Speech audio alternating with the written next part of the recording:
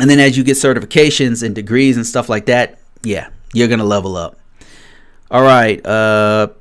Person-centered cyber. Hey, how you doing? This is going to be one of my instructors right here. This is going to be great. I'm so excited to do this work. I'm telling you. Yeah, wait till you guys see this course. It's going to be incredible. But yeah, she's going to be, she's my main person right there. So her and another dude. But yeah, I don't want to give too much away on that. So I'm going to stop talking about it. Sion says, I hope I'm pronouncing your name right. It says, what document would be used by an assessor to attain the implementation of all required security controls for a technical control? What document would be used? There's a document called NIST 853, and the best thing I can do is just show you what I'm talking about. Yeah, let me just show you what I'm talking about. NIST, you can follow along with me if you want. NIST 853A. So it's called NIST 853A. Let me show you what I'm talking about here. I have to switch screens because I don't want to accidentally expose and embarrass and humiliate myself with something I'm not supposed to have on my computer. Nothing illegal, by the way. Just something very embarrassing.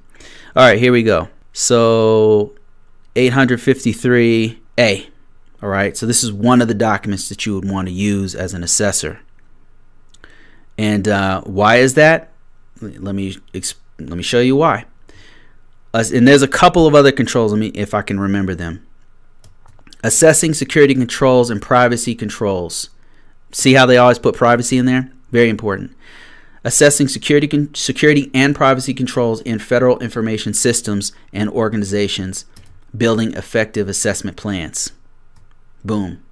So if you go to this document, I can kind of just give you a brief synopsis. I'll just show you like one document or something, and you'll very quickly see what I'm talking about here.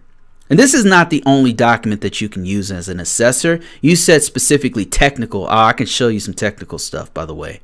But this document right here is the premier document you want to use for NIST assessments. And this one I want to do a complete. There's so much to this, and this is what I currently do, by the way. Assessing different systems for different organizations. But yeah, there's so much here that I want to do a complete course on this. And I've been getting this question over and over, almost daily. I get this weekly, at least. I get this question. Let me show you exactly what I'm talking about to give you a specific example of how this works.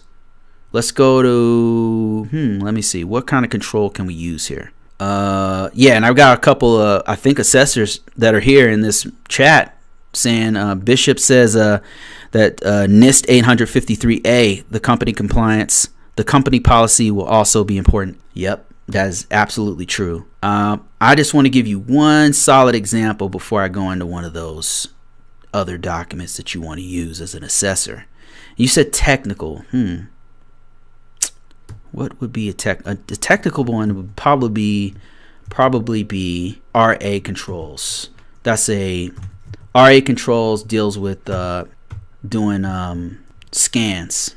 Scans can get pretty technical. So I'm gonna go to RA. Oh, IA. That's another good IA. RA2 though is a pretty good one. Here it is right here. Let me show you.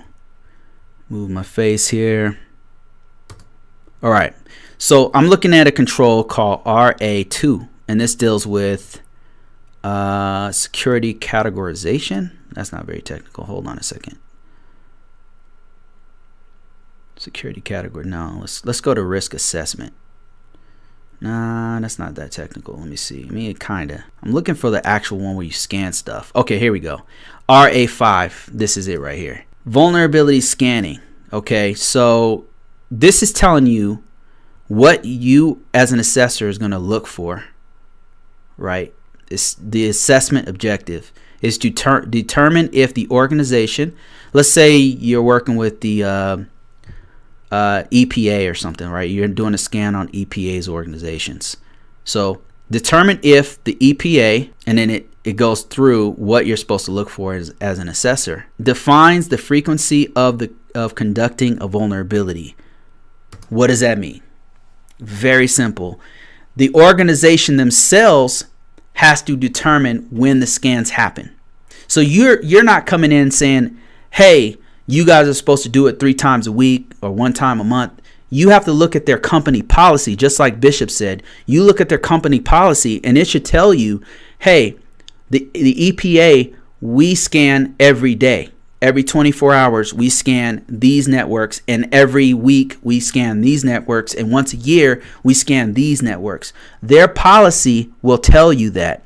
You as an assessor will look at their policy, and then you'll say, okay, are they doing what their policy says that they're supposed to be doing, right? The beautiful thing about this, being an assessor, is that your job is easy. All you're doing is saying, okay, they're saying they're doing this. Are they doing it? That's it. That's your job. Now, there's a lot of different things that go into it. The nuances are like, how are they doing it? The communication is super important. You don't want to come in there like you're arrogant. You don't want to be arrogant, right? You want to be, if anything, you want them to do well, right? But you don't want to sugarcoat the truth. You want to be able to present the facts to them with data.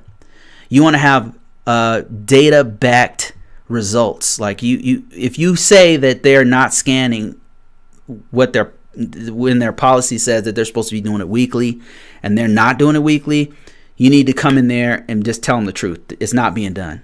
Your policy says it's weekly. You guys are not doing it, but you don't want to be arrogant about it. So communication really is where the nuances and the hard part comes in. But I hope that answers your question. That's 2 documents. One is their actual policy that's telling you what they're supposed to be doing, and the other one is this document is it's a work of art. Like, it tells you everything you're supposed to see, what you're supposed to see as an assessor. Look, it even goes, look, check this out. This document even tells you how to do it. Let me just show you here. It tells you everything. Potential assessment methods. It tells you the methods you could use to do this work for every single control.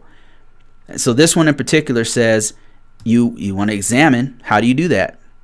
You're going to look at the risk assessment policy, procedures. What are they saying that they're doing, right?